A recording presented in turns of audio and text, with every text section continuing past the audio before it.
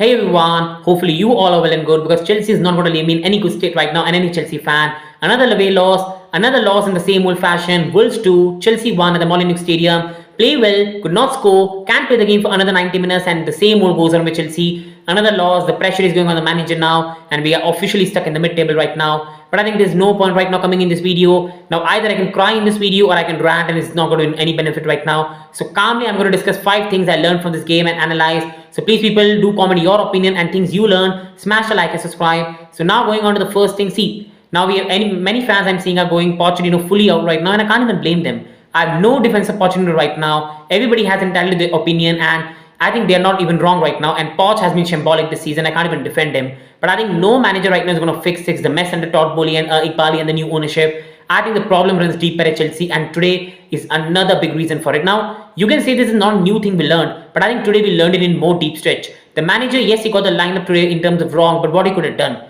And Nkunku, we don't know was he fit to start the game or not. You go on to Enzo Fernandez injured, Caicedo injured, so he did what he can really do. The only problem I've got with him is not playing Jan Martsen. He went there, we started the game really well, we played some of best football in recent weeks. You cannot really teach an attacker in terms of like the Sterling to not even make a pass in a 3-on-1 situation or not hit it over the goalkeeper in easy 1-on-1. That is something the manager can't teach, and again it shows how selfish Sterling is, and he's an experienced player. He's one of the most experienced players in the team, and that's if he's really going to do that, you can't even blame the manager for that. Jackson, he's not a top level striker. He's a mid-table Premier League level striker at best.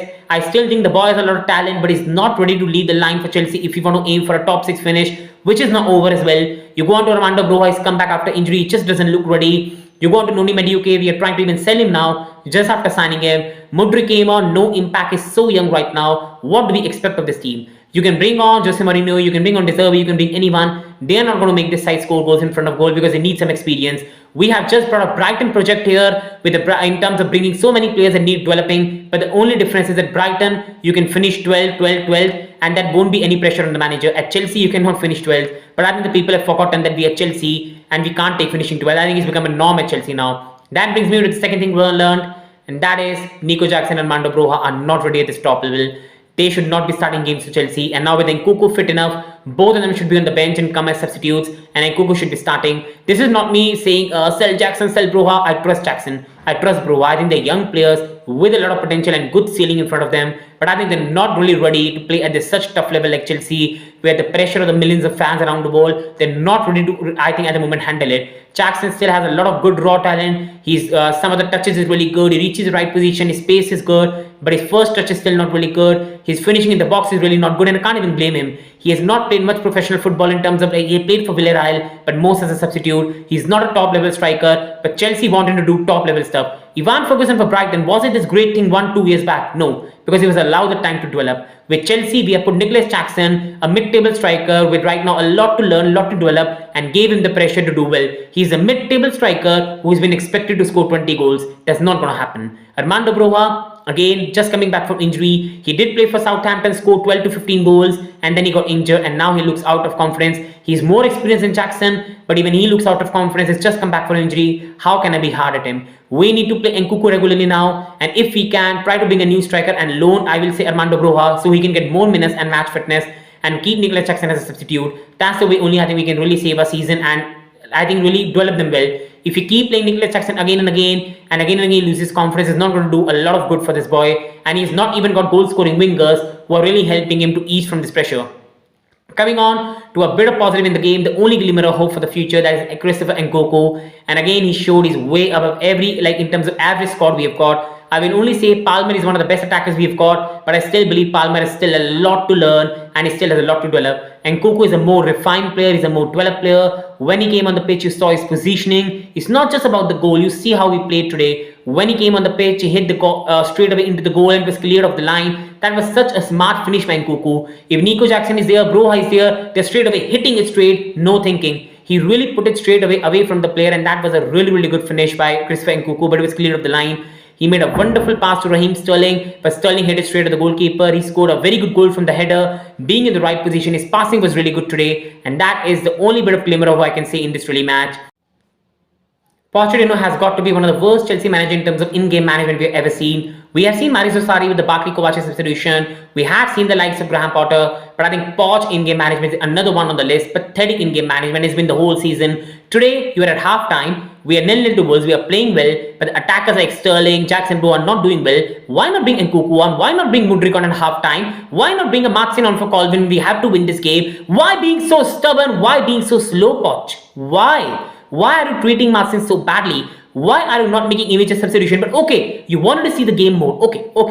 But you could have brought them on at 52 minutes, 53 minutes, 54 minutes. Wolves scored the goal at 50 minutes by Lemina. You had so much time and you waited for 65 minutes. What are you waiting for? A 1-1 draw? Like, have some ambition, man. Have some energy. Bring them on. Bring some energy. Be some tough with these youngsters.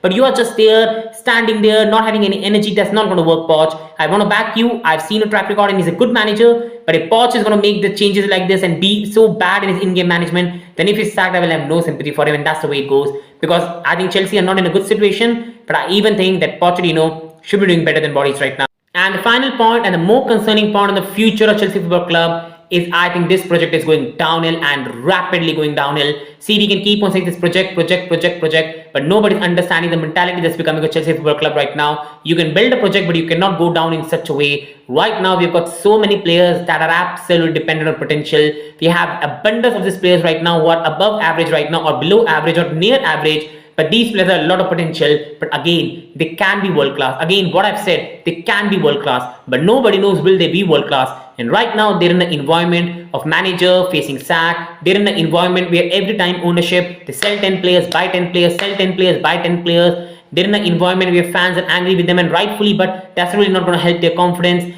They are not at the level right now where they can easily go and score 2 goals and get everything on track. They're not ready. They're not a really good players right now, but they can be in the future. And they're in an environment where they're losing matches every time. There's a culture of losing. These players don't like to lose. They want to win. They want to do well, but they are so young right now. And this project is going downhill. For 2 years in a row, these players have experienced mediocrity. These players are mid-table. Now, why do players really develop at Brentford and Brighton, but not at Chelsea? Because at Brentford and Brighton, these young players don't have the pressure to finish 7th, 6th, 5th. So they don't have the pressure from fans. They develop nicely and then they reach the right level and they go to bigger clubs. Right now with these youngsters, they are playing for a big club with a small mentality.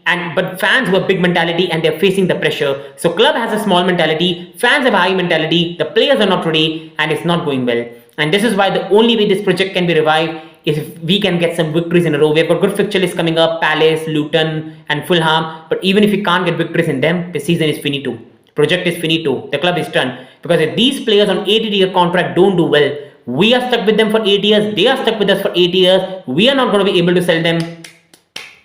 Finished. And I think this is why Carabao Cup is really important. If these players can win the trophy, they can get a bit of taste of success. That's really going to help us. So right now, this project has reached a very bad level. Like, you can develop the project, no doubt. Nobody's asking Chelsea to finish top 5 in the table. 7th finish is good. 8th finish is good. Develop and go for next season. But the way we are going right now, we might finish 13th. Fan base is going to be melted down and all is going to be over. These are 5 things I learned. Please, people, do subscribe, do like, and let me know your opinion in the comment. Thank you.